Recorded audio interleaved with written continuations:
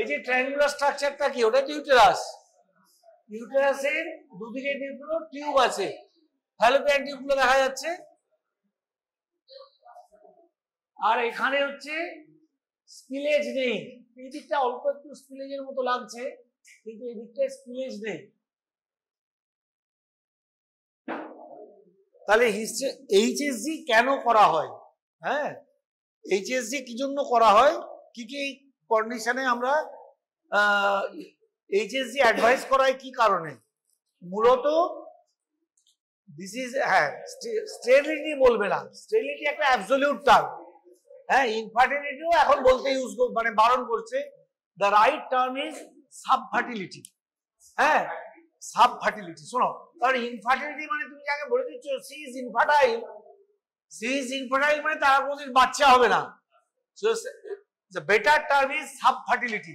Patient is suffering from subfertility. কিছু একটা গন্ডগোল আছে, এখন যেভাবে হোক তো বাচ্চা হয়ে যাচ্ছে। যত ইনফার্টিলিটি একমাত্র বলতে পারো যার ওভারি নেই, সি ইজ ইনফার্টাইল, মানে তারও বাচ্চা হচ্ছে, যার ওভারি নেই, অন্যের অভাব নিয়ে।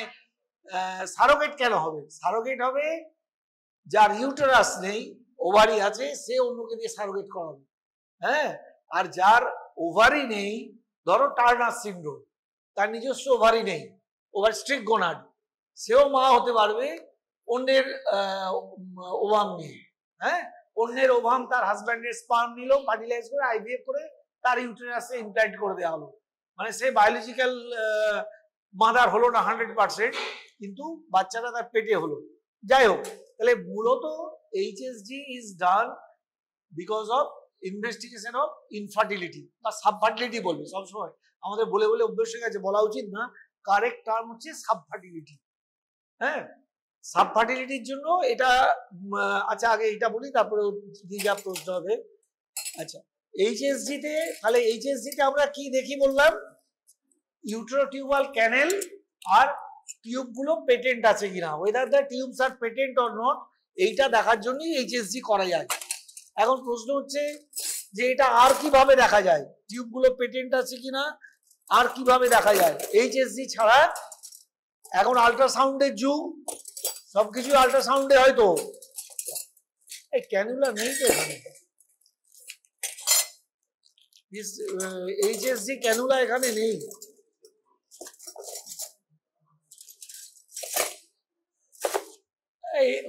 কৃতি কোথায় গেল?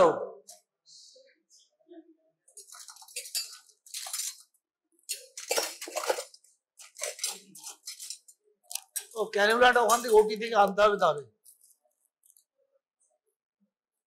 তাহলে HSG is done for investigation of subfertility. তো এবার when it is to be done, কখন এইচএসজি টাইম, কখন, কোন টাইমে আমরা করব? Time means in which part of the cycle it is done. কার কোন আইডিয়া আছে কোন সময় করায়? Day 8 to day 12। হ্যাঁ, কেন বলতে পারো? কেন আমি দুদিন আগে করতে পারি না, আর দুদিন পরে করতে পারি না? কেন ডে 8 থেকে 12 করতে যাবো হঠাৎ? আমি যদি কারো ডে 6 এ করি, আমার কি ভুল হবে? প্রেগনেন্সি তো ডে 6 এও থাকবে না, ডে 8 এ যদি না থাকে, ডে 6 এ থাকার প্রশ্নই ওঠে না। হ্যাঁ, ইউজুয়ালি কি করা হয়, কেন ডে 8 থেকে করা হয়? কারণ অ্যাভারেজ সাইকেল লেন্থ ধরো 5-6 দিন থাকে, 5-6 দিন পিরিয়ড থাকে। 5-6 দিন পিরিয়ড থাকলে ওই সময় ডিউরিং পিরিয়ড তুমি যদি করো, পদ্ধতিটা কি, আমি নিচে থেকে একটা ডাই পুশ করছি, তাহলে regurgitation of menstrual blood inside the peritoneal cavity, এইটা তো এন্ডোমেট্রিওসিস পরে হতে পারে, আর অনেক কিছু হতে পারে। কিন্তু যদি ধরো তোমাকে জিজ্ঞাসা করে যে 6 দিনের মাথায় কি করা যাবে না? হ্যাঁ, করা যাবে, যদি কারুর 3 দিনে ধরো পিরিয়ড শেষ হয়ে যায়। হ্যাঁ, না খেলোয়াটা নেই, ওকে আনতে বলতে হবে ওটির থেকে। হ্যাঁ, স্ট্যান্ডার্ডাইজ করার জন্য 8 to 12 ডেজ বলা হয়, বিকজ 5-6 দিন পিরিয়ড থাকে, পিরিয়ড শেষ হওয়ার 1-2 দিন পরে আমরা করি, কারণ পিরিয়ড শেষ হয়ে যাওয়ার পরেও অ্যাকচুয়ালি 1-2 দিন ব্লিডিং একটু ভেতরে থেকে যায়, পুরোটা বেরোয় না, তখন ওই রিফ্লাক্স হয়ে যায় বলে দেরি করে করা হয়। কিন্তু যদি কারুর ধরো 3 দিনে পিরিয়ড শেষ হয়ে যায়, তার ক্ষেত্রে আমি ইজিলি 6 দিনে করতে পারি, কোনো অসুবিধে নেই। হ্যাঁ, এইটা পেছনো যায় না, বেশি দেরি করে করা যায় না, বিকজ যেটা বললো যে যদি পেশেন্ট তখন বাই চান্স প্রেগনেন্ট হয়ে যায় 14 দিনের পর তুমি যদি করো, তাহলে you may inadvertently you may jeopardize the pregnancy. সুতরাং করার আগে আমাকে শিওর হতে হবে যে পেশেন্ট প্রেগনেন্ট নয়। পেশেন্ট প্রেগনেন্ট নয়, আমরা ফার্স্ট 10 ডেজ ফার্স্ট 8 ডেজ এর মধ্যে প্রেগনেন্সি ইউজুয়ালি আসে না, সেটা ধরে নেওয়া হয়। তাহলে একটা কারণ হলো যে জাস্ট আফটার পিরিয়ড করা হয়, তার কারণ হচ্ছে two exclude pregnancy just after period, 1 নম্বর। আর কি কারণে করা হয়? তোমরা যদি মেনস্ট্রুয়েশন পড়েছো যখন দেখবে যে প্রত্যেক মাসে সাইক্লিক্যালি এন্ডোমেট্রিয়াল বেসাল এন্ডোমেট্রিয়াম, হ্যাঁ বেসাল লেয়ার, তারপরে হচ্ছে স্পঞ্জিও লেয়ার, স্ট্রাটাম স্পঞ্জিওসাম, তারপরে স্ট্রাটাম কম্প্যাক্টাম, এটা সাইক্লিক্যালি ওটা প্রলিফারেট করছে, এন্ডোমেট্রিয়াম ঠিক হচ্ছে, আবার মেনস্ট্রুয়াল ডিসচার্জে দুটো লেয়ার স্ট্রাটাম কম্প্যাক্টাম আর স্পঞ্জিওসাম ডিসচার্জ হয়ে যাচ্ছে, শুধু বেসেলটা পড়ে থাকছে। তো just before menstruation endometrium thickness may reach up to 10 to 12 millimeter thickness of a full developed pre-ovulatory full developed endometrium, কিন্তু জাস্ট আফটার মেনস্ট্রুয়েশন এটা 3 to 4 মিলিমিটারে চলে আসে, মানে 3 to 4 মিলিমিটার সাইক্লিক্যালি ওখান থেকে বেসাল লেয়ার থেকে বাকি লেয়ারগুলো হচ্ছে, আবার ডিসচার্জ এগুলো পড়ে যাচ্ছে। তাহলে জাস্ট আফটার মেনস্ট্রুয়েশন কি হচ্ছে, এন্ডোমেট্রিয়াল থিকনেসটা কম থাকছে। যখন তুমি যদি প্রি ওভুলেটরি পিরিয়ডে করো তখন এন্ডোমেট্রিয়াল থিকনেস অনেক বেড়ে গেছে, then this cornu may be obstructed by the growing endometrium.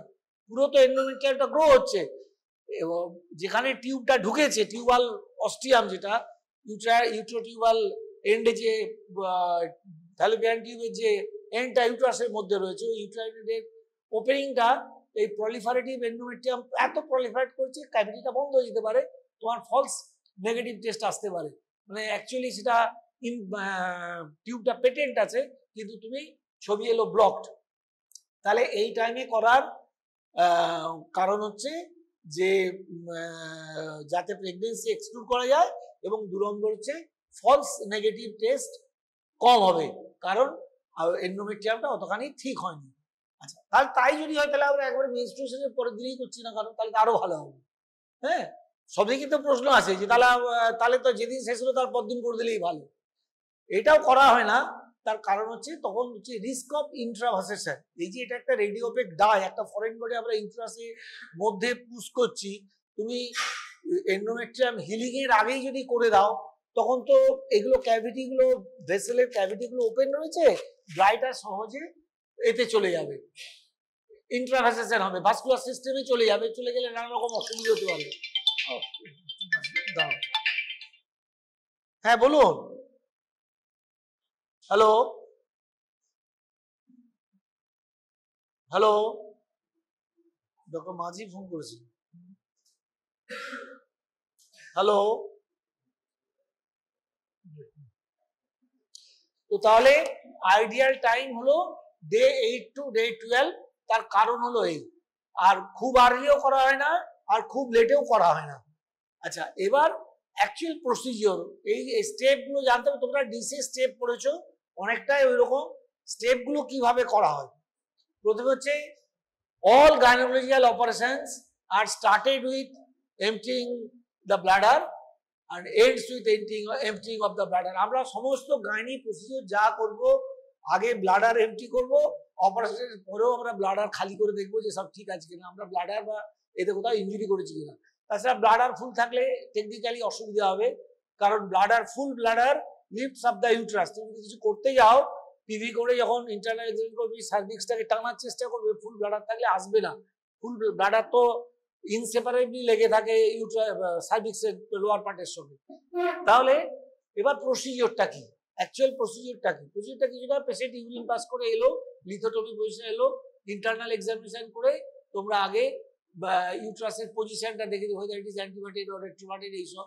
আর কোনো pelvic pathology, palpable pelvic pathology, মানে কোনো টিউমার বা হাইড্রোসালপিংস, কারণ হাইড্রোসালপিংস থাকলে আমরা করবো না, ইনফেকশন থাকলে করা হয় না। তো কন্ডিশনগুলো দেখা হলো, দেখে এবার আমরা একটা পোস্টিরিয়র ভ্যাজিনাল স্পেকুলাম, সিম স্পেকুলাম, পোস্টিরিয়র স্পেকুলাম দিয়ে পোস্টিরিয়র ভ্যাজিনাল দেওয়া হলো, দিয়ে আমরা টিপ অফ দ্য সার্ভিক্স এইটা সিঙ্গেল টুথ ভলসেলাম দিয়ে ধরলে ভালো হয়, কারণ সাবফার্টাইল পেশেন্ট যারা বাচ্চা কাচ্চা হয়নি তাদের সার্ভাইকাল ওপেনিংটা খুব ছোট্ট হয়, সার্কুলার হয়। এই যে আমরা অনেক সময় দেখে বলে দিই বাচ্চা হয়েছে, বাচ্চা সার্ভাইকাল ওপেনিং দেখেই বোঝা যায়। কারণ যদি একটা বাচ্চা হয় সার্ভিক্সটা টিয়ার হয়ে যায়, একটা লিনিয়ার টিয়ার হয়ে যায়, কিন্তু যার নালী প্যারাসোমেন তার সার্ভাইকাল ওপেনিং মানে এক্সটার্নাল অস রাউন্ড শেপের থাকে, ছোট্ট থাকে, স্ফেরিক্যাল ছোট্ট থাকে।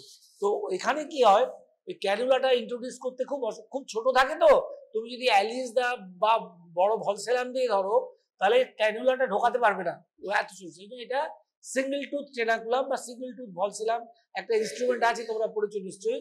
মাল্টিপল টিথ ভলসেলাম আর সিঙ্গেল টুথ ভলসেলাম। সিঙ্গেল টুথ ভলসেলামের দুটি ইউজ, এইটা একটা, আর একটা হচ্ছে ফদারগিল অপারেশনের সময় সার্ভিক্সটাকে কেটে তখন ধরার জন্য ব্যবহার করা হয়। আর মাল্টিপল টুথ ভলসেলাম তো তোমরা অনেকেই সবাই দেখেছো, কমনলি মুখটা অ্যালিস টিস্যু ভলসেলামের মতো, জিনিসটা একটু হেভি। এখানে আছে কিনা, এই যে আছে। এটা হচ্ছে মাল্টিপল টুথ ভলসেলাম। এই যে অ্যালিসের মতো, অ্যালিস কার্ভড হয়, কিন্তু এটা হচ্ছে কার্ভ আর এটা অনেক স্টাউট ইনস্ট্রুমেন্টটা। এই multiple tooth vulsellum used only in gynaecology, অবস্টেটিক্সে এটা ইউজ করা হয় না, কারণ এটা ইঞ্জুরি হয়ে যাবে। অবশ্যই সার্ভিক্স খুব সফট থাকে, এটা সার্ভিক্স ধরার জন্য। এটা গেল মাল্টিপল টুথ। আর সিঙ্গল টুথ ভলসেলাম একটা আছে, তাতে ভলসেলাম এটা একটা টিথ আছে, একটা টুথ আছে, ওইটা শুধু দুটো কন্ডিশনে ইউজ করা, একটা হচ্ছে এই এইচএসসি করার সময়, আর একটা হচ্ছে ফদারগিল অপারেশন করার সময় যখন সার্ভিক্সটা কাটা হয় তখন ওই স্টিচ পাস করাতে ওখান দিয়ে এইটা দিয়ে ধরলে জায়গা পাওয়া যাবে না, মাল্টিপল সিঙ্গেল টুথ দিয়ে করা, এই দুটি হচ্ছে ওর ইউজ। আর কিছু ইউজ হয় না। এরকম বেশ কিছু ইনস্ট্রুমেন্ট আছে, ল্যান্ডনস ব্লাডার রিট্রাক্টর বলে একটা ইনস্ট্রুমেন্ট আছে, একটি অপারেশনে ইউজ হয়, ওই ভ্যাজিনাল হিস্টেক্টমি করার সময় ব্লাডার তোলার জন্য, আর কিছু ওটা কাজে লাগে না। যাই হোক, তাহলে সার্ভিক্সটা আমরা ধরলাম, anterior lip of the cervix ধরলাম, ধরে একটু ট্র্যাকশন দিলাম, ট্র্যাকশন দিয়ে এবার এইচএসজি ক্যানুলা কৃতি কোথায় চলে গেল? ক্যানুলা কি আনতে গেছে? তোমরা দেখেছো ক্যানুলা, এইচএসজি ক্যানুলা? আনুক, আমি দেখাচ্ছি।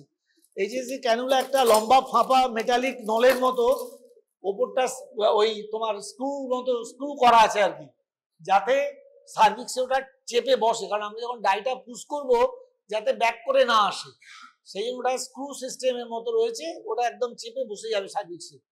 তো এই যে ইউট্রাসের ক্যাভিটি নর্মাল ভলিউম কত জানো? মানে আমরা যদি কোনো ফ্লুইড ওর মধ্যে অ্যাকচুয়ালি 5 to 7 ml, সেই জন্য আমরা করি কি, ডাই যেটা নেওয়া হয় ইউজুয়ালি আমরা 10 ml একটা সিরিঞ্জে ডাইটা নিই, 10 ml ডাই নেওয়া হয়, নিয়ে ক্যানুলাটা সিরিঞ্জের মুখে লাগানো হলো, লাগিয়ে ফার্স্ট স্টেপ হচ্ছে মেক ইট এয়ার ফ্রি। তুমি পুশ করে ক্যানুলার থেকে এয়ারটা, যদি এয়ার রয়ে যায় তুমি যদি পুশ করো তাহলে ওই এয়ারটা ইউট্রাসের মধ্যে চলে যাবে, তোমার একটা ফিলিং ডিফেক্ট আসবে, তোমার মনে হবে একটা প্যাথোলজি রয়েছে। তো এটা করার সময় you must be very careful. তুমি নিচের থেকে একদম ক্যানুলাটা লাগিয়ে আনলে, আমি দেখাতাম হাতে করে, ক্যানুলাটা একদম পারপেন্ডিকুলার রেখে নিচের থেকে সিরিঞ্জটা পুশ করবে, ওপর দিয়ে ওষুধটা বেরোবে, কিছুটা বেরোবে, যখন বুঝলে যে আর এয়ার বাবল নেই, now it is ready for doing HSG, তখন ওই ক্যানুলাটাকে সার্ভিক্সের মধ্যে এরকম স্ক্রুর মতো টুইস্ট মুভমেন্ট করে আস্তে আস্তে ওটা ভেতরে ঢোকানো হয়। কত দূর ঢোকানো হয় ওটা দেখবে, যে এটা স্ক্রুটা রয়েছে মোটামুটি 1 ইঞ্চি মতো থাকে। Actually ideally the tip of the instrument should remain at the level of internal অস। হ্যাঁ, সার্ভিক্সের দুটো অস আছে, এক্সটার্নাল অস, ইন্টারনাল অস। তাহলে ইন্টারনাল অসের লেভেল অবধি এই ইনস্ট্রুমেন্টটা যাবে। দেন ইউ পুশ দ্য ডাই, খুব স্লোলি ডাইটা পুশ করবে, এবং প্রথমে পুরো ডাইটা পুশ করবে না, প্রথমে একটু পুশ করে আমরা ইউট্রাইন ক্যাভিটি এবং টিউবে যদি গেল তো সেই অবধি গেল, একটা ছবি হলো, তারপরে একটা ছবি হবে, এবার বেশি করে পুশ করবো, ফার্দার পুশ করে আমরা দেখবো যে টিউব, যে এইখানে তোমরা দেখো এই ছবিটাতে দেখো, এই যে ইউটেরাস থেকে যে টিউবটা ধারে এসেছে, এই যে টিউবের ছবি দেখতে পাচ্ছ, এইদিকে দেখো এটা বেরিয়ে এখানে ডাইটা বাইরে এসেছে, ডাইটা বাইরে পড়েছে। তাহলে একটা এইচএসজি তে আমরা কটা ছবি নেব, কটা এক্সরে এক্সপোজার করবো, কারণ মেয়েদের এইচএসজি করছো মানে তুমি you are exposing the ovary to radiation, সুতরাং ইউ মাস্ট বি অ্যাওয়্যার যে আমার বেশি রেডিয়েশন দেওয়া চলবে না। ওভারি, টেস্টিস যেখানে র্যাপিড সেল ডিভিশন চলে তারা ভেরি সাসেপ্টেবল টু রেডিয়েশন, তার ড্যামেজ হয়ে যায়। তাহলে এখানে নর্মালি 3টে ছবি আমরা নিই। একটা প্রথমে কন্ট্রোল নেওয়া হবে কিছু করার আগে। 2 নম্বর ছবিটা হচ্ছে প্রথমে কিছুটা ডাই পুশ করে 5 ml মতো একটা ছবি নেওয়া হবে, তারপরে বাকিটা পুশ করে আর একটা ছবি। 3টে স্ট্যান্ডার্ড। এবার কারুর 4টে লাগতে পারে, আবার কারুর 2টোতেই হয়ে যাবে। ধরো তুমি প্রথমে এমন বেশি পুশ করে দিলে তুমি সবই দেখতে পেলে, স্পিলেজও দেখতে পেয়ে গেছো, তখন are not necessary third player, আমার থার্ড ছবি নেওয়ার দরকার নেই। আমার যদি সেকেন্ড ছবিতেই আমি পেয়ে যাই যা যা দরকার, তাহলে থার্ড ছবি নেওয়ার দরকার নেই। কারণ আইডিয়াটা হচ্ছে যত মিনিমাম রেডিয়েশন দেওয়া যায় ততই ভালো। তাহলে ডাইটা পুশ করে ছবি নেওয়া হলো, ছবি নেওয়ার পর আমরা ইনস্ট্রুমেন্টটা উইথড্র করে নিলাম, ব্যাস হয়ে গেল ছবি। এটা usually it should be done in radiology department, কারণ এক্সরে এটা লাগে, রেডিওলজি ডিপার্টমেন্টে করতে হবে। এবং এইটা হচ্ছে একজন গাইনোকোলজিস্ট থাকে যে ডাইটা পুশ করবে। এখন এই ইনভেস্টিগেশনটা আগে খুব পপুলার ছিল, মানে করতেই হতো, কিন্তু it is very embarrassing for the patient. পেশেন্টকে ওই লিথোটমি পজিশনে ওইভাবে থাকা, অনেকক্ষণ থাকতে হবে। তারপরে সেখানে আদার দেন ডক্টর, একজন তোমার এক্সরে টেকনোলজিস্ট, ডক্টরের কাছে পেশেন্ট যতখানি ইজি ফিল করবে, একজন বাইরের লোক যাকে সে চেনে না, জানে না, দেখায়নি কখনো, একজন রেডিওলজি, একজন টেকনিশিয়ান থাকে যে ছবিটা তুলে, ডাক্তার তো আর ছবিটা এক্সরে মেশিনটা অপারেট করে না। এটা is very embarrassing for the patient. যেন মাঝখানে মানে বেশ কিছুদিন, ধরো গত 20 বছর প্রায় এটা বন্ধই হয়ে গেছিল, করতে চাইতো না, কিন্তু ইদানিং এটা আবার রিভাইভ হয়েছে। এখন এটার উপর খুব জোর দেওয়া হচ্ছে। প্রায় সব ইনফার্টিলিটি পেশেন্টকেই আমরা এটা অ্যাডভাইস করি এবং এটা রুটিনলি করা হয়। প্রতি সপ্তাহে 2-3টে করে তো আমিই করি মিনিমাম। তো এবার কি হচ্ছে, এর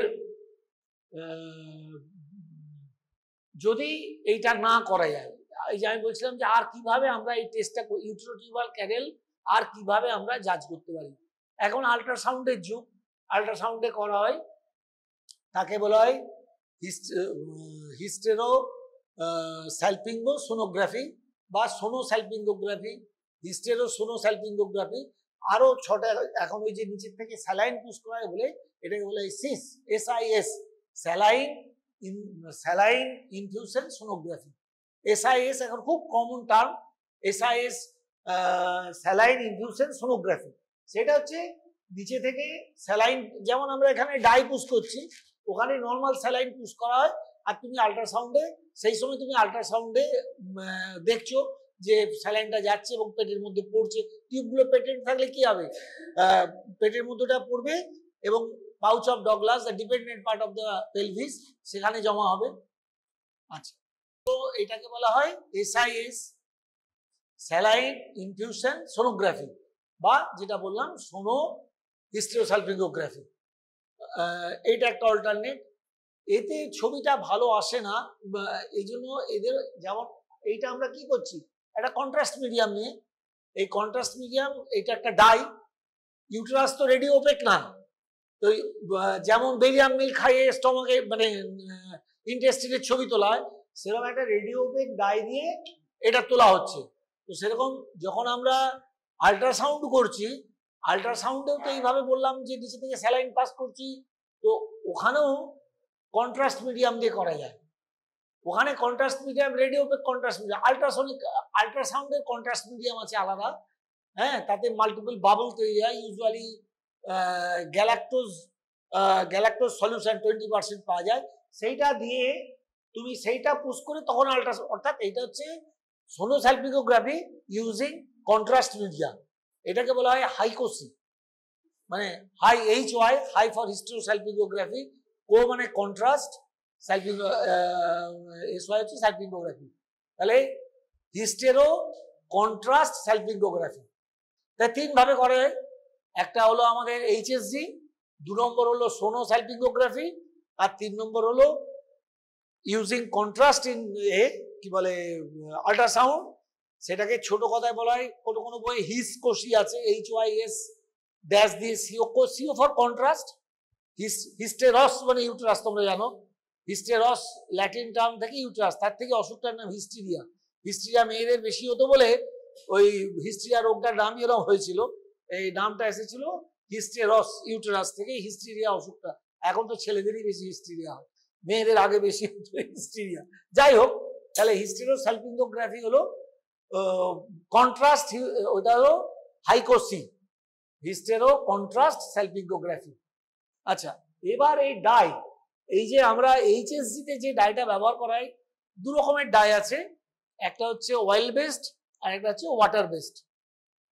অয়েল বেসড ছবিটা খুব ভালো আসে, হ্যাঁ, অয়েল পেন্টিং আর ওয়াটার পেন্টিং এ যেমন তফাৎ হয়, অয়েলের ছবিটা ভালো আসে ঠিক হয়, কিন্তু অয়েল বেসড ডাইয়ের কিছু কমপ্লিকেশনস আছে, লোকাল ইরিটেশন হয়, বা যে বলছিলাম এক্সট্রাভাসেশন যদি ভেসেলের মধ্যে চলে যায়, ওয়াটার সলভেন্ট কি হয়, ডিজলভ করে যায়, হ্যাঁ, কিন্তু অয়েলটা তো থাকে না, এম্বোলিজম হয়ে যায়, অয়েলটা ডিজলভ করবে না, এম্বোলিজম হয়ে যায়।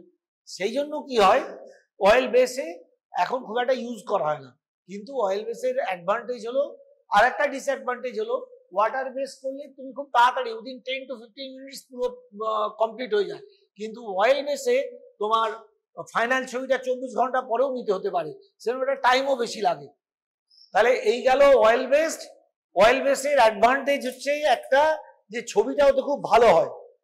আর একটা অ্যাডভান্টেজ জেনে রাখতে পারো, সেটা হচ্ছে this is an investigation procedure. বললাম আমরা টিউবওয়েল পেটেন্সি দেখছি, আর ইউট্রাসে কোনো অ্যাবনর্মালিটি আছে কিনা আমরা ডিসকাস করার সময় আস্তে আস্তে বলবো।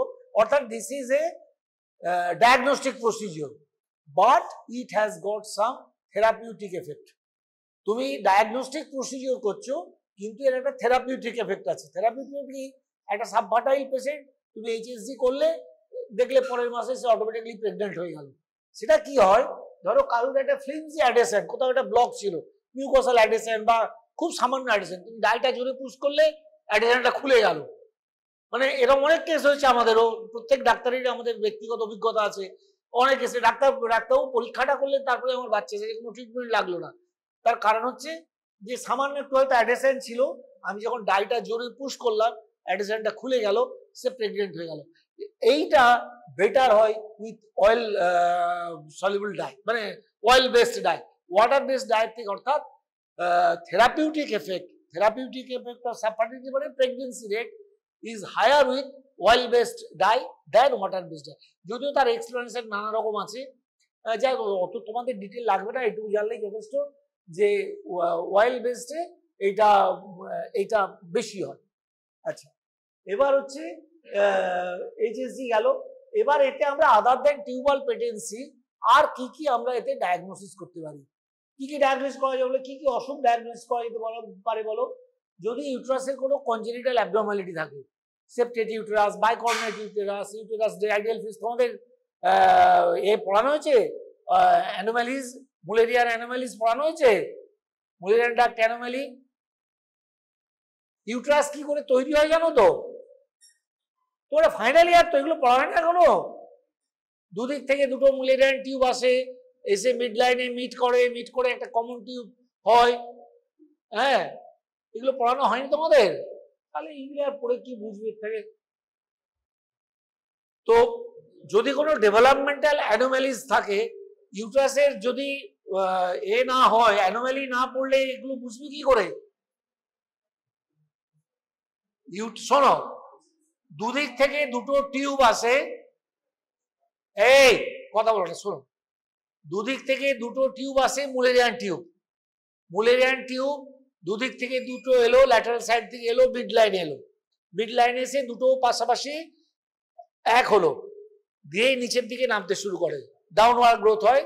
এই যেখান থেকে জুড়লো তার আগের পোর্শনটা হচ্ছে ফ্যালোপিয়ান টিউব হলো, দুটো এন্ড খোলা ফ্যালোপিয়ান টিউব, মাঝখানে জোড়া লাগলো, ইউট্রোটিউবাল ক্যানেল তৈরি হলো, ওইখান থেকে সিলিন্ড্রিক্যাল হয়ে লম্বা নিচের দিকে বাড়লো, এটা নেবে ইউরোজেনিটাল সাইনাস অব্দি যায়। দিয়ে এই যে দুটো টিউব লেগে গেল, এই দুটো টিউবের মাঝখানে পার্টিশন আছে, ওই পার্টিশনটা in course of time dissolve করে যায়, অর্থাৎ দুটো টিউব মিলে গিয়ে ইউট্রাসটা তৈরি হলো। এই মুলেরিয়ান পোর্শন থেকে ফ্যালোপিয়ান টিউব, ইউটেরাস, সার্ভিক্স এবং আপার 2/3 অফ দ্য ভ্যাজাইনা এখান থেকে তৈরি হয়, আর লোয়ার 1/3 ভ্যাজাইনা ইউরোজেনিটাল সাইনাস থেকে থাকে। হ্যাঁ, যার জন্য কি হয়, যাদের মুলেরিয়ান অ্যাজিনোসিস হয়, মানে ধরো মুলেরিয়ান টিউব নেই, তাদের তৈরি হয়নি, এমআরকেইচ সিনড্রোম, মায়া রকিটানস্কি কুসনার সিনড্রোম, হ্যাঁ এমআরকেইচ। এমআরকেইচে মুলেরিয়ার আইজেনেসিস, তাদের মুলেরিয়ান টিউব নেই, তাদের ভ্যাজানার লোয়ার থার্ডটুকু থাকে, ইউরোজেনিটাল সাইনাস থেকে যেটুকু হয়েছে লোয়ার পার্টটুকু থাকে, কিন্তু ওপরের পার্টটা থাকে না একদম, বা টেস্টিকুলার ফেমিনাইজেশন পুরো এটা থাকে। যাই হোক, তো এই ডেভেলপমেন্টাল অ্যানোমালি গুলো এইচএসজি তে পরিষ্কার বোঝা যায় কিরকম অ্যানোমালিজ রয়েছে। কারুর ধরো দুটো টিউব মিড লাইনে এলোই না, মানে একবারে বডিতে জুড়লোই না, সার্ভিক্সের লেভেলে জুড়লো, অর্থাৎ দুটো কর্ণ আলাদা হয়ে গেল, দুটো টিউব আলাদা আলাদা থাকলো। ইউনিক, এই যে ছবিটা দেখছিলে, নেক্সট ছবিটা দেখাও তো, কোথায় চলে গেছো, ছবি দাও, এই যে দেখো, এটা এই ছবিটা ছিল, এই দেখো, এই দেখো, এই যে একটা, এই যে ইউটেরাস, এইটুকু ইউটেরাস একটা টিউব, এই একটা মুলেরিয়ান টিউব থেকে এটা হয়েছে। এই দিকে একটা ইউটেরাস তো এরকম সিলিন্ডার, ইউটেরাস তো এরকম উল্টোনো হাড়ির মতো দেখতে অনেকটা, এই এতটা, ও আগের ছবিতে তো দেখেছি ইউটেরাসটা তো এরকম হওয়ার কথা। এইটা দেখো, দিস ইজ ইউনিকর্নেট লেখা আছে এখানে, ইউনিকর্নেট ইউটেরাস, অর্থাৎ একদিকের একটা টিউব ও ডেভেলপই করেনি। তো এইটা যদি কারুর থাকে তার কি হবে, কি অসুবিধা হতে পারে তার? এটা কি দেখছো, ইউটেরাসটা তো ছোট ইউটেরাস, উইক ইউটেরাস, এর ফার্টিলিটি হ্যাম্পার্ড খুব একটা হয় না, প্রেগনেন্সি আছে, কিন্তু এদের প্রিম্যাচিওর লেবার হয়, কারণ একটা ফুল টার্ম বেবিকে জায়গা দেওয়ার মতো ক্যাপাসিটি থাকে না, এদের প্রিম্যাচিওর ডেলিভারি হয়, প্রিম্যাচিওর হয়, এবং দেখা গেছে একটা দুটো বাচ্চা, মানে ফার্স্ট একটা কি দুটো বেবি প্রিম্যাচিওর হলে প্রত্যেক প্রেগনেন্সিতে কিছুটা করে হাইপারট্রফি হয়, তখন আস্তে আস্তে হয়ে যায়, মানে ফুল টার্ম বেবি হতে পারে। যাই হোক, এর মেইন অসুবিধাটা হচ্ছে প্রিম্যাচিওর লেবার। এটা গেল ইউনিকর্নেট ইউটেরাস। এরপর স্ক্রল করো, এটা তো ওইটাই, টিউবটাও দেখতে পাচ্ছ এদিকে, কিন্তু টিউবটা এখানে কোনো স্পিলেজ নেই, টিউবটাও ব্লক করে যাও, পরেরটা করো, এই দেখো, এইটা হচ্ছে বাইকর্নেট ইউটেরাস। এইখানে টিউবটা একটু দেখা যাচ্ছে, বেশি দেখা যাচ্ছে না, এইখানে টিউবটা দেখা যাচ্ছে পরিষ্কার, এদিকে এইটা হচ্ছে বাইকর্নেট ইউটেরাস। এই যে দুটো যেটা বলছিলাম, সার্ভিক্স একটা আছে, ওপর পোর্শনটা ফিউশন হয়নি, অনেকের এমন হয় পুরোটাই ফিউশন হলো না, তাদের double uterus, double cervix, double vagina, সব দুটো দুটো করে রইলো, মানে দুটো টিউব আলাগোড়া একদমই ফিউশন করলো না, তাহলে সেখানে একবারে নিচের থেকে সব ডবল ডবল হবে, এক একটা থেকে একটা করে পোর্শন তৈরি হয়, ডাবল ভ্যাজাইনা, ডাবল, তাকে বলা হয় ইউটেরাস ডাইডেলফিস, যেখানে একদমই ইউনিয়ন হচ্ছে না, দুটো টিউব একদম আলাদা আলাদা ডেভেলপ করলো, পাশাপাশি রয়েছে কিন্তু ইউনিয়ন হয়নি কমপ্লিটলি। সে ছবিও থাকবে বলে এখানে, এখানে দেখছো নিচের পোর্শনটা জোড়া লেগেছে, সার্ভিক্স থেকে জোড়া লেগেছে, কিন্তু এইটা আলাদা আছে, এটাকে বলা হয় বাইকর্নেট ইউটেরাস। এখন এর সঙ্গে সেপ্টেট ইউটেরাস আর একটা আছে, সেপ্টেট মানে কি, তাতে জোড়া লেগেছে, কিন্তু মাঝখানের যে দুটো লেয়ারের যে মাঝখানের সেপ্টামটা, যেটা নর্মালি যেটা ডিফিউজ হয়ে যায়, ডিসলভ করে যায়, সেইটা করেনি, হ্যাঁ, অর্থাৎ ইউটেরাসটা জোড়া লেগেছে বাইরে থেকে পরিষ্কার, কিন্তু ভেতরে সেপ্টামটা রয়ে গেছে, তাকে বলা হয় সেপ্টেট ইউটেরাস। সেপ্টেট ইউটেরাস দু রকম হয়, কমপ্লিট সেপ্টাম মানে পুরো ক্যাভিটিটাতে, ইউটেরাসের ক্যাভিটিতে রয়েছে, আর ইনকমপ্লিট, তাতে হাফ রয়েছে, কিছুটা ডিসলভ করে গেছে। তো সেইটা রেডিওলজিতে এর সঙ্গে এটা তফাৎ করবে কি করে, পরে ছুটে দাও, সেপ্টেট ইউটেরাস একটা বের করো, হ্যাঁ, তোলো, আর একটা তোলো, এইটা তো বাইকর্নেট, এইটাই তো বারবার আসছে, এইটা বাইকর্নেট, এইটা আর্কুয়েট চলে এলো, সেপ্টেট নেই দেখে, করোনা আছে তো নিশ্চয়ই থাকবে, এইটা তো পরিষ্কার বাইকর্নেট বোঝাই যাচ্ছে। এই যে ছবিটা দেখো, ওইটা এই দিকেরটা হচ্ছে সাবসেপ্টেড, আর এটা হচ্ছে ফুল সেপ্টেড, এই সেপ্টামটা পুরোটা আছে এইদিকে, কমপ্লিট সেপ্টামটা রয়েছে, ওইটা দেখো সেপ্টামটা তলার দিকটা নেই, এটাকে বলা হয় সাবসেপ্টেড, যেটা বলছিলাম। এদের এই এইচএসজি ছবিতে বোঝা যায়, ছবিতে কি বোঝা যায়, বাইকর্নেটে কি হয়, এইটা কিন্তু সেপ্টেটের মতন একটা দেখতে, এটা লেভেল করা নিয়ে দেখো তো, দুটো দেখো অনেকটা একই রকম দেখতে, দুটো এক্সরে যদি পাশাপাশি দেখো, তফাৎ হচ্ছে এই অ্যাঙ্গুলেশনটা, এই অ্যাঙ্গুলেশনটা, এটা অ্যাকিউট অ্যাঙ্গেল হয়, যদি it is less than 90 degree, তাহলে এটা হচ্ছে সেপ্টেট ইউটেরাস, কারণ সেপ্টেট ইউটেরাস কি হচ্ছে, এটা পুরোটা একটাই এরকম, হ্যাঁ। আর বাইকর্ডনে কি হয়, দুটো আলাদা, মাঝখানে কোনো ইউনিয়ন নেই। সেখানে এই অ্যাঙ্গুলেশনটা, ওই আগের ছবিটা দেখাও, এই অ্যাঙ্গেলটা লক্ষ্য করো, এর আগেরটা, এইটা দেখো, এই যে এই অ্যাঙ্গেলটা দেখো এখানে কতটা, এই দুটোর মধ্যে অ্যাঙ্গেলটা মোর দেন 100 ডিগ্রি। তাহলে এইচএসজি তে সেপ্টেট ইউটেরাস আর বাইকর্ডিনেট ইউটেরাস তফাৎ করা যায় এইটা দেখে, এই অ্যাঙ্গেলটা দেখে। দুটো মানে কর্ণর মাঝখানে যে অ্যাঙ্গেলটা, এটা যদি লেস দ্যান 90 ডিগ্রি অর্থাৎ অ্যাকিউট অ্যাঙ্গেল হয়, তাহলে এটা হবে সেপ্টেট ইউটেরাস। আর যদি ওটা তার বেশি হয়, অবভিয়াসলি বুঝতে পারছো অনেক দূরে চলে গেছে, দুটো টিউব আলাদা, আর এখানে তো জুড়েছে, মাঝখানে পর্দাটা রয়েছে। এই অ্যাঙ্গুলেশনটা দেখে এটাকে করা যায়। কিন্তু আইডিয়ালি আমরা যখন এই লিমিটেশন করবো, এই যে এইগুলো সবসময় ভালো করে বোঝা যায় না, তাহলে বিভিন্ন রকমের ইউটেরাইন অ্যানোমালিতে ডায়াগনোসিস করা যায়। এছাড়া কিছু অসুখ ডায়াগনোসিস করা যায়, যেমন ধরো একটা সাবমিউকাস ফাইব্রয়েড।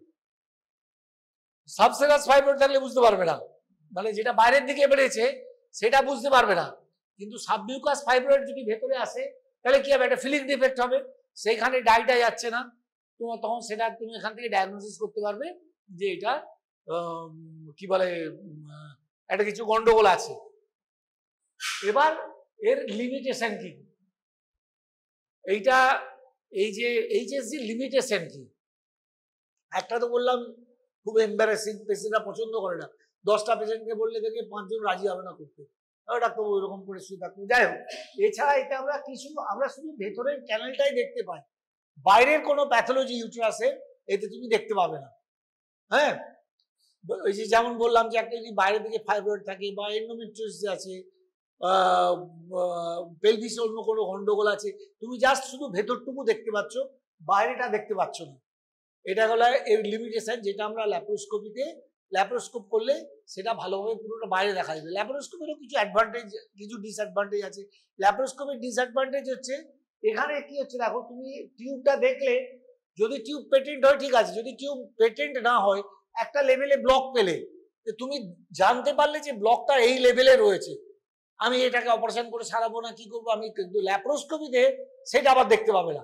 তুমি কি দেখছো ল্যাপ্রোস্কোপিতে, তুমি দেখছো নিচের থেকে ডাই পুশ করছে, টিউবের এন্ড দিয়ে ডাইগুলো আসছে কিনা, ডাই এলো, হ্যাঁ ঠিক আছে, কিন্তু যদি না আসে, কোন লেভেলে ব্লক আছে ল্যাপ্রোস্কোপিতে তুমি বুঝতে পারবে না। যে ফিম্বিয়ার কাছে আমি অপারেশন করতে গেলে আমাকে তো জানতে হবে কোথায় ব্লক রয়েছে, আমি তার গোটা টিউবটা কাটবো না। তাহলে এইটা হচ্ছে অসুবিধে, ল্যাপ্রোস্কোপির ডিসঅ্যাডভান্টেজ এটা, এর অ্যাডভান্টেজ। এই জন্য একটা কথা খুব জিজ্ঞাসা করা হয় যে which one will you prefer, HSG or laparoscopy, or this two are not competitive. Actually এরা তো কম্পিটিটিভ না, এরা কমপ্লিমেন্টারি। একটাতে যে ইনফরমেশনগুলো পাওয়া যায় না,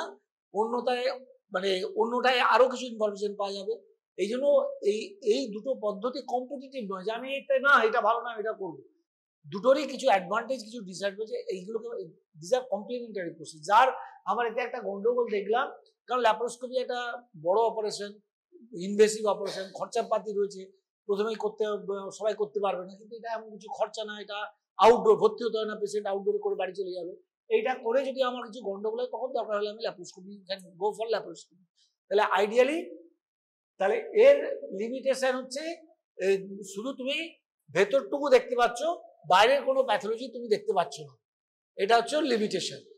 আচ্ছা, এবার কমপ্লিকেশন, কি কি কমপ্লিকেশন হতে পারে এটা করতে গিয়ে। একটা তো অবভিয়াসলি তুমি একটা বাইরে থেকে করছো, ইউ ক্যান ইন্ট্রোডিউস ইনফেকশন। এই ইনফেকশন একটা হচ্ছে অবভিয়াস কমপ্লিকেশন। একটা হচ্ছে ইন্ট্রোডাকশন অফ ইনফেকশন। 2 নম্বর হচ্ছে আর কি কমপ্লিকেশন আছে, একটা অপারেটিভ প্রসিজিওর, এটা it is usually done in an outdoor procedure. এটাকে পেশেন্টকে অজ্ঞান করা হয় না, জাস্ট একটু সিডেশন দেওয়া, অনেক সময় পা না দিয়েও আমরা করে দিই, সার্ভাইকাল ব্লক দিই। তাতে কি হতে পারে, বিশেষ করে যারা খুব ভীতু পেশেন্ট, অনেকে ভেসোভেগাল হয়ে যায়, হ্যাঁ, ভেসোভেগাল অ্যাটাকের মতো হয়ে যেতে পারে। সার্ভিক্সকে স্ট্রেচ করলে খুব পেনফুল, মানে স্ট্রেচিং সার্ভিক্স এমনি কিন্তু ইনসেনসিটিভ, ভ্যাজাইনার আপার থার্ড থেকে পুরো ইউট্রাস কিন্তু ইনসেনসিটিভ। তাহলে আমরা ওই অ্যালিস দিয়ে ধরতে পারতাম না কখন, তাহলে চাচাতে পেশেন্ট ইনসেনসিটিভ। কিন্তু স্ট্রেচিংটা, এই যে লেবার পেন হয় বিকজ অফ স্ট্রেচিং, সার্ভিক্স যদি স্ট্রেচ করা হয় তখন পেন হয়, নাহলে এমনি পেন হয় না। তুমি সার্ভিক্সে যদি যখন ভলসেলাম নিয়ে ধরছো পেশেন্ট ফিলই করতে পারবে না। এবং যার জন্য কি হয় যে ট্যাম্পুন ভেতরে রয়ে যায় কেন, বা একটা কমন মিস্টেক যে এপিসোডালি সময় ব্লিডিং ব্লাড ডিস্টার্ব করে আমরা একটা কটন প্লাগ ভেতরে দিয়ে দিই, দিয়ে সেলাই করে দিই। এবার তুমি কটনটা বার করতে ভুলে গেলে, রয়ে গেল। পেশেন্ট 1 মাস পরে এলো, দুর্গন্ধ, পচা, ডিসচার্জ হচ্ছে, বিকজ ভ্যাজিনাল আপার পার্টে কোনো সেন্স পেশেন্ট বুঝতে পারে না আমার ভেতরে আছে বলে, জানেই না, সে বুঝতে পারে সেটা আপার পার্টটা, আপার থার্ড অফ ভ্যাজিনা হচ্ছে একদম কমপ্লিটলি ইনসেনসিটিভ, সেরকম হচ্ছে সার্ভিক্স। তাহলে ডিসঅ্যাডভান্টেজ হলো তাহলে ইনফেকশন 1 নম্বর, 2 নম্বর হলো কি বললাম, ইনফেকশনের পরে কি বললাম, ভেস্টোভেগাল হতে পারে, এটা একটা কমপ্লিকেশন। 3 নম্বর হচ্ছে এক্সট্রাভাসেশন, মানে এই ডাইটা তোমার ব্লাড ভেসেলে ঢুকে গেল। ওয়াটার সলিউবল ডাই হলে ভয় থাকে না, কিন্তু অয়েল বেসড ডাই হলে এম্বোলিজম হতে পারে, পেশেন্ট মারা পর্যন্ত যেতে পারে সেরকম। এছাড়া আমি একটা রেডিওপেক ডাই ইউজ করছি, আয়োডিন কন্টেনিং ডাই। আয়োডিনে যাদের অ্যালার্জি আছে তাদের অ্যালার্জিক রিয়াকশন হতে পারে। তারপরে তুমি এটা পুশ করছো, এটা পেরিটোরাল ক্যাভিটিতে পড়ছে, পেরিটোরাল ক্যাভিটি একটা পোটেনশিয়ালি এটা একটা ইরিটেন্ট, সেখানে একটা ইরিটেশন হবে, ইরিটেশন হয়ে ফাইব্রোসিস হবে। সেই জন্য এইটা কারুর একবারের বেশি 2 বার করা হয় না। তো এইগুলো হলো এর ডিসঅ্যাডভান্টেজ। তাহলে ভেস্টোভেগালটা infection, die induce granuloma formation, irritation হলে গ্র্যানুলেশন টিস্যু তৈরি, একটা গ্র্যানুলোমা হয়ে গেল। তাছাড়া অয়েল এক্সট্রাভাসেশন বা ইন্ট্রাভাসেশন বলে, ব্লাড সার্কুলেশন, লিম্ফ্যাটিক্স বা এর মধ্যে ব্লাড সার্কুলেশনটা চলে যায়। হ্যালো হ্যালো, না আমি আছি শুক্রবার সকালে। তো এবার এক্সট্রাভাসেশন যেটা আমি বলছিলাম যে কেন এক্সট্রাভাসেশনটা খুব ডেঞ্জারাস জিনিস। আমার একটা প্লেট আছে এক্সট্রাভাসেশন দেখাবো, কিরকম চারদিকে গায়েটা ছড়িয়ে গেছে। এক্সট্রাভাসেশন কখন হয়? এই যে জাস্ট আফটার যদি মেনস্ট্রুয়েশন তুমি করো, তাহলে ডাইটা, এবং যদি খুব এই ডাইটা স্লোলি পুশ না করে যদি জোরে পুশ করো, তাহলে এই ডাইটা ব্লাড ভেসেলে ঢুকে যায়, 1 নম্বর। 2 নম্বর, ইমিডিয়েট আফটার ডিসি, এটা ডিসি করেছো, কিউরেট করেছো, তারপরে পরেই যদি এটা করো, এই জন্য অ্যাক্সিটিকে ডিসি করে এটা না করাই ভালো, তখন বেশি হতে পারে। 3 নম্বর হচ্ছে ক্যানুলাটা, আমি যে বললাম ক্যানুলাটা আমরা ঢোকাবো অ্যাট দ্য লেভেল অফ ইন্টারডালস, কিন্তু একটা মাল্টিপ্যারাস ধরো সেকেন্ডারি সাবফার্টিলিটিতে ভুগছে, তার ইজিলি ক্যানুলাটা ঢুকে যায়। সেই ক্যানুলাটা গিয়ে যদি এন্ডোমেট্রিয়াম ড্যামেজ করে, তাহলে সেখান থেকে ওটা চলে যেতে পারে। হ্যাঁ, এছাড়া একটা পার্টিকুলার ইনফেকশন যেটা খুব ইম্পর্টেন্ট, এতে টিউবারকুলোসিস, জেনিটাল টিউবারকুলোসিস। যদি ইউটেরাইন টিউবারকুলোসিস হয়, টিউবারকুলোসিস হচ্ছে এমন একটা ইনফেকশন ইউটেরাসে যে all the 3 layers are affected, মানে সেরোসা লেয়ার, মায়োমেট্রিয়াম লেয়ার এবং এন্ডোমেট্রিয়াল লেয়ার, 3টে লেয়ারই অ্যাফেক্টেড হয়। এই tubal infection, particularly chronic infection, TB দিয়ে, ক্রনিক টিবি তো ক্রনিকই, টিবি ইনফেকশনে তোমার এক্সট্রাভাসেশনের চান্স বেশি। তাহলে এই ডাইটা সার্কুলেশনে চলে যাওয়ার কি কি কারণ?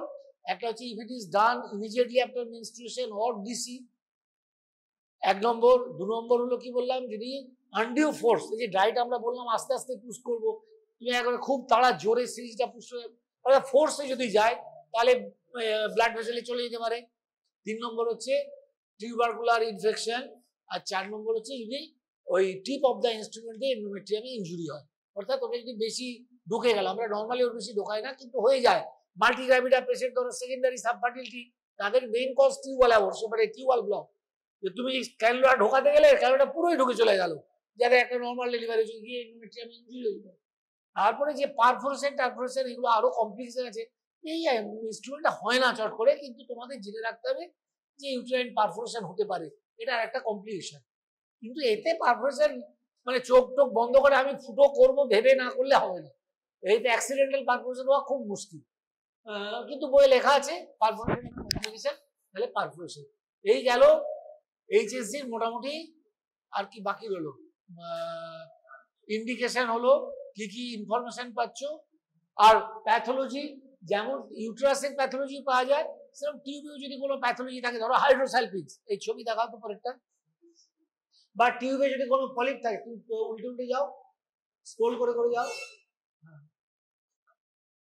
এই যে ওপরেরটা আগেরটা দাও, ওই দেখো টিউব দুটো দেখেছো, টিউব দুটো কিরকম মোটা হয়ে গেছে, ডাইটা গেছে ভেতরে, এই যে এত থিক টিউব, সোয়েলিং হয়ে গেছে।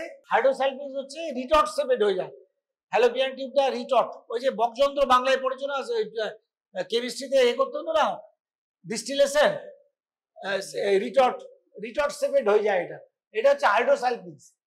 কারণ ইনফেকশন হয়ে ব্লক হয়ে গেছে, টিউবটা দুদিকেই ব্লক হয়ে গেছে, প্রক্সিমাল এন্ডেও বন্ধ আছে, ডিস্টাল এন্ডেও বন্ধ আছে, মাঝখানে কালেকশন হয়েছে, এটাকে বলা হয় হাইড্রোসালফিন।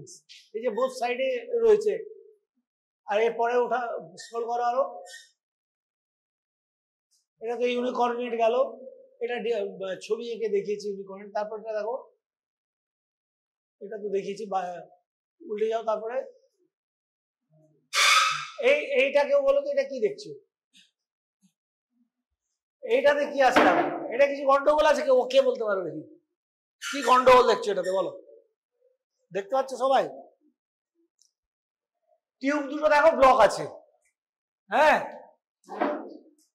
এই যে টিউব এইখানে এসেছে, টিউব ব্লক, এখানেও টিউব ব্লক, এটা একটু ডাইলেটেড, এই যে এইখানে একটা ফিলিং ডিফেক্ট আছে। ইউট্রাসের কন্টুরটা তো এরকম আসার কথা। Very good. এই দেখো এইখানে ডাই আসেনি, এটা একটা সাবমিউকাস ফাইব্রয়েড আছে, হ্যাঁ, এইখানটায় একটা ফিলিং, এই যে ইউট্রাসটা এরকম, এইটাও তো কন্টুরটা তো এরকম হওয়ার কথা। এই যে লোকালাইজ একটা গ্যাপ, এই যে এইরকম থাকার কথা ছিল এটা, অর্থাৎ এইখানে একটা টিউমার আছে, যেটা এইটাকে কি বলা হয়, ফিলিং ডিফেক্ট। ডাইটা ওই জায়গাটা ফিল করতে পারেনি, এই জন্য এটাকে ডেসক্রাইব করা হয় filling defect. This portion of the uterus is not filled with the dye, তাহলে এইটাকে টার্মটাকে ইউজ করা হয় ফিলিং ডিফেক্ট। তাহলে এইটা right side, left side, left কর্নির কাছে একটা ফিলিং ডিফেক্ট আছে, মোস্ট লাইকলি একটা সাবমিউকাস ফাইব্রয়েড আছে, হ্যাঁ। এ করো, নেক্সট দেখাও। এইটা এরকম হয়েছে কেন বলো তো? এটা যে করেছে তার দোষ। ইউট্রাসটা অ্যান্টিভার্টেড হয়ে রয়েছে, ছবিটা এই জন্য এরকম এসছে। অ্যাকচুয়ালি করার সময় আমিও বলতে ভুলে গেছি, আমি বলেছিলাম, খেয়াল করেছিল জানি না, এটা ধরে একটু ডাউনওয়ার্ড পুল দিতে হয়, অ্যান্টিরিয়ার লিপটা ধরে ডাই পুশ করে ছবি তোলার আগে একটু নিচের দিকে টান দিতে হয়, তাহলে ইউট্রাসটা স্ট্রেট হয়ে যায়। ইউট্রাস তো এরকম কার্ভ থাকে, এই অবস্থায় ছবি তোলার জন্য এরকম লাগছে।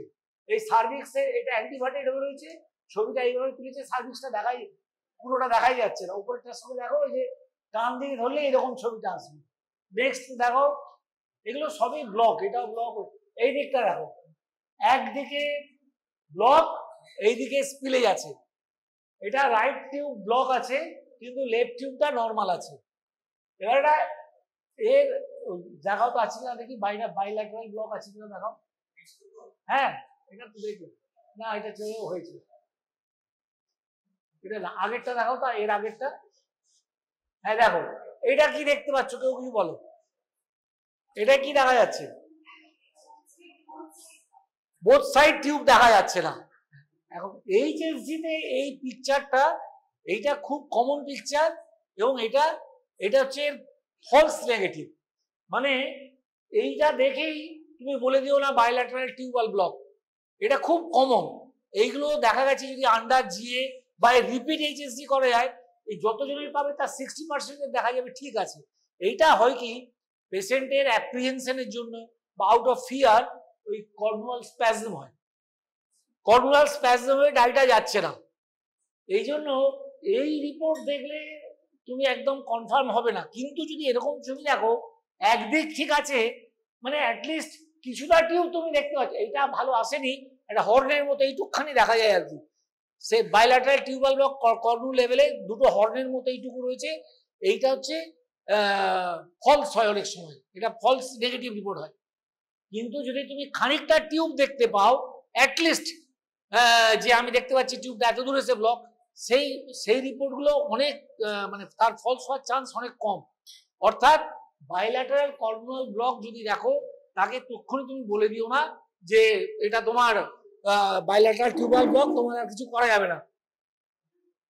এইটা হচ্ছে ইম্পর্টেন্স। অর্থাৎ একটা টিউব যদি তুমি দেখতে পাও বা দুদিকেই কিছুটা অ্যামাউন্ট যদি দেখতে পাও টিউবের তাহলে কিন্তু ঠিক আছে, কিন্তু একদম প্রথমেই যদি ব্লক দেখো তার মানে এই নয় যে এগুলো সবগুলোই ভুল, কারোর তো বাইল্যাটারাল কর্নিয়াল ব্লক হতেও পারে, কিন্তু হলেও এইগুলো ফলস নেগেটিভ এত হয় যে এইটা এরকম ছবি এলে তার অ্যাটলিস্ট হয় আমরা ল্যাপারোস্কোপিক ডাই টেস্ট করবো, না হলে এইটাই তোমার পেশেন্টকে একটু সিলেক্ট করে কোনটা অ্যান্টিস্প্যাজমোডিক দিয়ে আরেকবার এই ছবিটা নেওয়া হবে, এটা হচ্ছে নিয়ম। তাতেও যদি আসে ব্লক তখন ব্লক ঠিক আছে। তাহলে এইটা হচ্ছে বাইল্যাটারাল কর্নুয়াল ব্লক। কর্নুয়াল ব্লকে কিন্তু এটা জিজ্ঞাসা করলে বলতে হবে যে এটা ফলস পজিটিভ, অনেক সময় এটা ফলস নেগেটিভ হয়। নাও নেক্সট ছবি হলো এইটাও দেখো, এই ওই দিকটা টিউবটা কি, টিউবটার পিকচারটা দেখেছো কিরম বলো তো, কিরম লাগছে? হ্যাঁ বিডেড, এটাকে বলা হয় বিডেড অ্যাপিয়ারেন্স। বিডের মতো এই যে একটা একটা করে গোল গোল ছোট্ট পুঁতির মতো, বিড মানে তো পুঁতি, বিডেড। বিডেড কেন হয়েছে এটা? এই যে মাল্টিপল কনস্ট্রিকশন হয়েছে, টিউবটার মাঝে মাঝে কনস্ট্রিকশন হয়েছে, মাঝখানে গ্যাপ রয়েছে, ফুলেছে। এটা ক্লাসিক্যাল পিকচার অফ টিউবারকুলোসিস। হ্যাঁ, টিউবারকুলোসিসে তিনটে, এইগুলো পরীক্ষায় জিজ্ঞাসা হয়, তিনটে জেনে রাখো।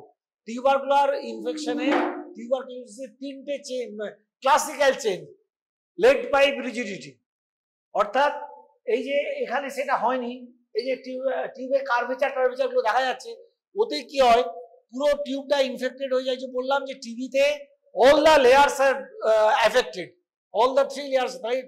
টিউবের নর্মাল কার্ভেচার টার্ভেচার একটা পাইপের মতো, লেড পাইপ, পাইপের মতো স্ট্রেট হয়ে যায় টিউবটা, এটা গেল একটা। 2 নম্বর হচ্ছে beaded appearance, multiple constriction along the length of the tube. আর 3 নম্বর একটা হচ্ছে tobacco pouch, tobacco pouch appearance. Tobacco pouch মানে যে পাইপ খাই যারা দেখেছো না, পাইপের সরু দাঁড় উপর দিকটা এরকম ফ্লাওয়ার ভাসের মতো, এতে কি হয় ফিমব্রিয়াগুলো অ্যাডহেশন হয়ে অ্যাম্পলারিনটা ইভার্টেড হয়ে যায়, চারদিকে ফিমব্রিয়াগুলো ইভার্টেড হয়ে ফিমব্রিয়াল ওপেনিংটা এরকম ইভার্টেড হয়ে যায়, অনেকটা টোবাকো পাউচের মতো দেখতে হয়। এই তিনটে হচ্ছে ক্লাসিক্যাল হচ্ছে টিউবারকুলোসিসে হয়, অন্য করণিকেও হতে পারে, কিন্তু beaded appearance, lead pipe rigidity আর tobacco pouch appearance of the tube, এই তিনটে হচ্ছে টিউবারকুলোসিস হয়। পরেরটা তুমি নেক্সট ছবি দাও। আর নেই,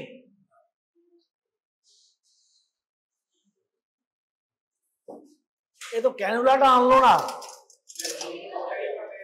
ও এটাই হচ্ছে না। হ্যাঁ এই দেখো, এই যে দেখো, এই যে বলছিলাম এটা স্ক্রু মতো রয়েছে, এটা রাফলি 1 ইঞ্চি মতো থাকে, সার্ভিক্সের লেন্থ যতটুকু ইন্টারনাল অবধি যাবে। আর এইটা আমাদের ধরার সুবিধের জন্য এই যে ভলসেলামটা দিয়ে একটু প্রেসারে রাখতে হয় যাতে না লিক করে। ধরো তুমি একটা ইনস্ট্রুমেন্ট দিয়ে সার্ভিক্সটা এরকম ধরেছো, সার্ভিক্সটা ধরা হয়েছে, তুমি এইটাতে পুশ করবে, এইটাকে ওপরেরটাকে নিচের দিকে ট্র্যাকশন দিচ্ছ, এই বাঁ হাতে তুমি দুটো ইনস্ট্রুমেন্টই ধরবে, এইটা ইউটারাসের মধ্যে গেল, এই দুটো আঙুল অ্যালিসে গেল, এইটা নিচের দিকে পুল করছো, আর এইটা থাম দিয়ে উপরের দিকে পুশ করছো, অর্থাৎ এইটা সার্ভিক্সের এগেইনস্টে জোরে লেগে থাকবে যাতে সাইড দিয়ে লিক করে ডাইটা বেরিয়ে না আসতে পারে। কারণ তুমি যদি হয় বেরিয়ে যদি আসে তাহলে তার উপরের দিকে যাবে না, সেই জন্য বাইরে থেকে বেরোনোটা বন্ধ করতে হয়। এইখানে হাত দিয়ে এইটা দিয়ে তুমি পুশ করছো আর এটা দিয়ে পুল করছো, আর ডান হাতটা ফ্রি আছে, তুমি এখান থেকে সিরিঞ্জ দিয়ে ডাইটা পুশ করছো। এইখানে যেটা লক সিস্টেম থাকে, এই লকটা হচ্ছে ডাই পুশ করে লক করে দিতে হয়, নাহলে কি হয় ডাইটা পড়ে গেলেই হাওয়া ঢুকে যায়। ডাইটা পুশ করে লক করে দিলে, লক করে দিয়ে তারপরে এটাকে ইন্ট্রোডিউস করলে, এইটা কিন্তু আগে ডাই ভর্তি করে তারপরে ইন্ট্রোডিউস করবে, আগে ইন্ট্রোডিউস করলে তো এয়ার চলে যাবে। এবার তুমি যে এটা তুমি করলে, তুমি যে ডাই পুশ করে দিলে, এয়ার ফ্রি করে দিলে, দিয়ে তুমি যদি লক না করো সঙ্গে সঙ্গে ডাইটা পড়ে যাবে, দুদিকে তো খোলা, সেই জন্য তখন লকটা করে দেবে। ডাইটা পুশ করে এয়ার বের করে দিলে, এয়ার বের করে দিয়ে লক করে দিলে, লক করে দিয়ে এটাকে তুমি আস্তে আস্তে সার্ভিক্সটা ধরেছো, ধরে এটাকে এরকম টুইস্টিং মুভমেন্টে আস্তে আস্তে ইন্টারনাল অবধি ইন্ট্রোডিউস করতে হবে, হয়ে গেল। তারপরে এই বাঁ হাত দিয়ে তুমি এই অ্যালিস দিয়ে সার্ভিক্স ধরেছো, সেটাকে নিচের দিকে ট্রাকশন দেবে, এইটা থাম দিয়ে উপরের দিকে পুল করবে, অর্থাৎ সার্ভিক্সটা এইটা সার্ভিক্সের এগেইনস্টে চেপে থাকবে যাতে ডাইটা ব্যাক করতে না করে, মানে ডাইয়াতে বেরিয়ে আসতে না পারে। এইভাবে এটা করা হয় টেকনিক্যালি। লাগে হচ্ছে কি বললাম 5 to 10 ml, আমরা 10 ml নিই, মোটামুটি 7.5 দিলেই ইউট্রাস ভর্তি হয়ে টিউব ভর্তি হয়ে বাইরে পড়ে যায়। 7.5 ml ইজ এনাফ। আচ্ছা, এইটা আর ইনস্ট্রুমেন্ট এতে আর কিছু লাগে না, একটা অ্যালিজ আর একটা স্পঞ্জ হোল্ডিং বললাম, আর কিছু লাগে না। সাউন্ড যদি যে আমি ইউট্রাসের এটা দেখবো দোকান, তবে এতে তো আর দরকার না, আমি ইউট্রাসের ভেতরে ঢোকাই না, এটা তো সার্ভিক্সে থাকে। ইউট্রাস অ্যান্টিভার্টেড থাকলো কি এক্টোভার্টেড থাকলো এতে কিছু যায় আসে না, আমি তো এইটুকুই ঢোকাচ্ছি সার্ভিক্সে। আর এইচএসডি আর কি আছে দেখাও তো, ওই ওতে আর কিছু আছে কিনা, একদম প্রথম থেকে দেখাও। এবার আমরা রিপিট করে দিই, কিছু বাদ গেল নাকি। এই যে নেক্সট দাও, এই যে কি ডিটেক্টেবল প্যাথোলজি, সবই আমরা বলেছি। ইউট্রাইন অ্যানোমালি যদি কিছু থাকে ওইগুলো পাওয়া যাবে। ফাইব্রয়েড সাবমিউকোসাল বলেছি, সাবমিউকোসাল সাবসেরাস পাওয়া যাবে না, সে তো বাইরের দিকে। To start with all fibroids আর কোথায় তৈরি হয়? মিউকোসাল তৈরি হয়। ফাইব্রয়েড কি? What is fibroid? ফাইব্রয়েড তো ডাক নাম, ভালো নামটা কি? হ্যাঁ হ্যাঁ, মায়োমা বলা যায়, মাসল টিউমার, কিন্তু অ্যাকচুয়াল ভালো নামটা কি, পুরো নামটা? লিওমায়োমা। আর কেউ কিছু বলবে? মায়োমা, লিওমায়োমা, তাতেও সব হলো না। ফাইব্রয়েড বলা হয় কেন? What is called fibroid? এতে ফাইব্রাস টিস্যু অনেক বেশি থাকে, ফাইব্রাস টিস্যু টিউমারের মতো দেখতে হয় বলে, সেই জন্য ওর অ্যাকচুয়াল নামটা হচ্ছে লিওমায়োফাইব্রোমা। হ্যাঁ, লিওফাইব্রোমায়োমা বা লিওমায়োফাইব্রোমা যাই বলে, ডাক নাম হলো ফাইব্রয়েড। এতে ফাইব্রাস টিস্যু বেশি থাকে। To start with all leiomyomas আর ইন্ট্রামিউরাল, মাসল থেকে হচ্ছে তো, একটা সিঙ্গেল মাসল ফাইবার থেকে হয়। তাহলে টু স্টার্ট উইথ অল মায়োমাস আর ইন্ট্রামিউরাল, ইন্ট্রামিউরাল থেকে এবার গ্রোথটা বাইরের দিকে হলে সেটা হচ্ছে সেরাস, পেরিটোনিয়াল লেয়ারের নিচে। আর যদি নিচের দিকে আসে এন্ডোমেট্রিয়াল ক্যাভিটির দিকে, তখন বলা হয় সাবমিউকাস। বোঝা গেল তিনটে তফাৎ কি? ফাইব্রয়েড কত রকম হলো তাহলে? 3 রকম। Two start with all leiomyomas আর ইন্ট্রামিউরাল, এ তোমরা যখন পড়বে ফাইব্রয়েড কত রকমের, কোনটা কত পার্সেন্টেজ, দেখবে ইন্ট্রামিউরালের পার্সেন্টেজ সব থেকে বেশি, 50% প্রায়, কারণ ওইখান থেকে স্টার্ট হচ্ছে। এবার ওইখান থেকে স্টার্ট হয়ে কে বাইরের দিকে গ্রো হচ্ছে, কে ভেতরের দিকে গ্রো হচ্ছে, তার উপর নির্ভর করে তার কি কি সিমটম হবে, তার ট্রিটমেন্ট স্ট্র্যাটেজি কি হবে। এই ইনফার্টিলিটি, ধরো এই সাবফার্টিলিটি, সেরাস ফাইব্রয়েডে কি, সেরাস ফাইব্রয়েডে কিছুই কমপ্লেন থাকে না, নট ইভেন মেনোরেজিয়া। ফাইব্রয়েডের কমনেস্ট সিমটম কি? মেনোরেজিয়া। তো সেইটা ইন্ট্রামুরালে বেশি হয়।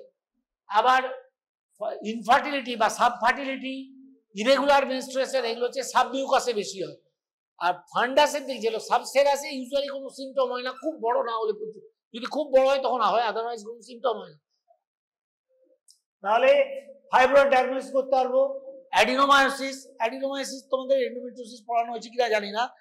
এন্ডোমেট্রিওসিসের মধ্যে অ্যাডিনোমায়োসিস হচ্ছে বেসাল লেয়ার অফ এন্ডোমেট্রিয়াম, যখন মাসলকে ইনভেড করছে, মাসলকে ইনভেড করে যায়, সেটা হচ্ছে অ্যাডিনোমায়োসিস। তারপরে পলিপ, যেমন টিউমার ডায়াগনোসিস করা যাবে, পলিপও তো একটা টিউমার, যদি এন্ডোমেট্রিয়াল পলিপ হয় পারবে। এইটা যদি, ওইটা বলতে ভুলে গেছি, ইন্ট্রাইউটেরাইন অ্যাডহেশন, এটা খুব ইম্পর্টেন্ট, এটা মিস হয়ে গেছে। যদি সাইনেকিয়া, অ্যাসারবেন সিনড্রোম, জানো, যখন কোনো টিউবারকুলার, কোনো ক্রনিক ইনফেকশন বা ভিগোরাস ডিসি করে এন্ডোমেট্রিয়ামটাকে তুমি একদম ডিনিউট করে দিয়েছো, তাহলে দুটো লেয়ারে অ্যাডহেশন হয়ে যায়, সাইনেকিয়া ফর্মেশন হয়ে যায়, চিটিয়ে যায়, ইউট্রাইন ক্যাভিটি আর থাকে না, তাকে বলা হয় অ্যাসারবেন সিনড্রোম বা সাইনেকিয়া। সেইটা এতে ডায়াগনোসিস করা যায় কি করে? কারণ সাইনেকিয়া একবারে দুটো ক্যাভিটি বন্ধ হয়ে গেছে এরকম হয় না, ফাইব্রাস ব্যান্ডস তৈরি হয় মাল্টিপল। তুমি ডাই পুশ করলে এরকম ছোট ছোট ডায়ের ঘর দেখতে পারো না, হানিকম্ব অ্যাপিয়ারেন্স টিপিক্যালি বলা হয়। এই এতে এইচএসডিতে তোমার অ্যাসারবেন সিনড্রোম ডায়াগনোসিস করা হয়, ডায়াগনস্টিক এ হচ্ছে honeycomb appearance, multiple fibrous band হয়ে খোপ খোপ হয়ে গেছে গোটা ইউট্রাসের ভেতরটা, ছবি তুলে দেখলে হানিকম্ব অ্যাপিয়ারেন্স হয়। তাহলে এইটা গেল। আর এন্ডোমেট্রিয়াল টিউবারকুলোসিস তো বললাম, আমরা ডিসকাস করি। এইটা বলা হয়নি, সার্ভাইকাল ইনকম্পিটেন্স। এই সার্ভাইকাল ইনকম্পিটেন্স কাকে বলে জানো? অ্যাবর্শন করেছো তোমরা? অ্যাবর্শন তোমাদের থিওরি ক্লাস হয়নি এখনো ফাইনাল ইয়ারে? সার্ভাইকাল ইনকম্পিটেন্স মানে যার সার্ভিক্সটা কনজেনিটালি বা অ্যাকোয়ার্ড কারণে হতে পারে উইক। নর্মালি প্রেগনেন্ট ইউট্রাসে কি হয়, ইউট্রাসটা বড় হচ্ছে, সার্ভিক্সটা তো বন্ধ থাকে যাতে ওটা না বেরিয়ে যায়। এবার কারোর যদি সার্ভিক্স উইক হয়ে যায়, কনজেনিটাল উইকনেস হতে পারে। আর অ্যাকোয়ার উইকনেস কখন হয়? কোনো অপারেশনের পর এই যে ডিসি করতে গিয়ে সার্ভিক্সকে বেশি স্ট্রেচ করেছে, ছিঁড়ে গেছে, হ্যাঁ, বা কারোর সার্ভাইকাল অ্যাম্পুটেশন করা হয়েছে, তখন উইক হয়ে যায়। এই যে যখন হ্যাবিচুয়াল অ্যাবর্শন বলে, যাদের বারবার অ্যাবর্শন হয়ে যায়, তাদের মিড ট্রাইমেস্টার অ্যাবর্শন হয়, এটাতে একটু পরের দিকে, একদম আর্লি স্টেজে হয় না, তাদের এই সার্ভাইকাল ইনকম্পিটেন্স, অর্থাৎ সার্ভিক্সটা, এখন এটাকে আর ইনকম্পিটেন্স না বলে সার্ভাইকাল ইনসাফিসিয়েন্সি বলা হয়। সার্ভিক্সের যে power of withholding the pregnancy সেটা চলে যায়। 16 উইকস 18 উইকস হলেই সার্ভিক্সটা ডাইলেট করে যায়, সেইটা এতে ডায়াগনোসিস করা যায়। তুমি যদি নর্মাল একটা করো, ছবি করো, তুমি সার্ভিক্সের টি শেপেড হবে, মানে সার্ভিক্সটা বন্ধ, সার্ভাইকাল কানেটা লম্বা টি এর মতো হবে। কিন্তু যখন একটু সার্ভিক্সটা ইনকম্পিটেন্ট হবে তখন ওয়াই এর মতো হবে, আরো বেশি হলে ভি এর মতো হবে, আর খুব খারাপ হলে ইউ শেপেড হয়ে যাবে, তখন পুরো ইনকম্পিটেন্ট। এটাতে এটার ট্রিটমেন্ট আছে। এই একটা অপারেশন যা ইন্ডিয়ান ডক্টর বার করেছিল, সারা পৃথিবীতে চলে এই অপারেশনটা, সিরোদকার্স অপারেশন। কিন্তু ওরা এখন মডিফিকেশন অন্য কিছু হয়। এই সার্ভাইকাল ইনকম্পিটেন্স যে অসুখটা, এদের বাচ্চা বারবার মিড ট্রাইমেস্টার অ্যাবর্শন হয়ে যেত, 14-16 উইকস হলেই স্পন্টেনিয়াস অ্যাবর্শন হয়ে যেত। এর কোনো ট্রিটমেন্ট ছিল না। এই ট্রিটমেন্টটা বের করে সিরোদকার, বোম্বের সিরোদকার 1950 রয়্যাল কলেজে ইংল্যান্ডে যে সমস্ত অ্যাক্সেপ্টেবল অপারেশনের চার্ট আছে, সেখানে সিরোদকারের অপারেশন আছে। দুটি অপারেশন আমাদের ইন্ডিয়ান ডক্টরের আছে, একটা পুরন্দর অপারেশন, একটা সিরোদকার অপারেশন, আর একটা মিত্রজ অপারেশন। মিত্র আমাদের সুবোধ মিত্র কলকাতার, ও ক্যান্সারের অপারেশন ছিল। এই সিরোদকার অপারেশন হচ্ছে ওর ট্রিটমেন্ট খুবই ইজি। কারোর মাথায় কেন আগে আসেনি জানি না, কিছু না, স্টিচ দিয়ে দেয়, সার্ভিসটা স্টিচ দিয়ে বন্ধ করে দেয়, ডেলিভারির আগে ওটা কেটে দেওয়া। তো এই সার্ভাইকাল ইনকম্পিটেন্স এতে ডায়াগনোস করে। এগুলো গেল ইউটেরাইন ফ্যাক্টর। আর টিউবাল ফ্যাক্টরে টিউবাল ব্লক, টিউবাল স্প্যাজম, টিউবে পলিপ থাকলে হবে, হাইড্রোসালপিনস হবে। আচ্ছা, এই একটা স্যালপি, এইটা তো দেখলে যেটা বিডেড অ্যাপিয়ারেন্স, স্যালপিনজাইটিস ইসমিকা নোডোসাম, ইস্টমাসটার কাছে এরকম বিট বিট বিট বিট হয়ে আছে। আর টিউবারকুলার স্যালপিনজাইটিসের তিনটে আমি বললাম, এইগুলি সব ওখান থেকে পাওয়া যায়।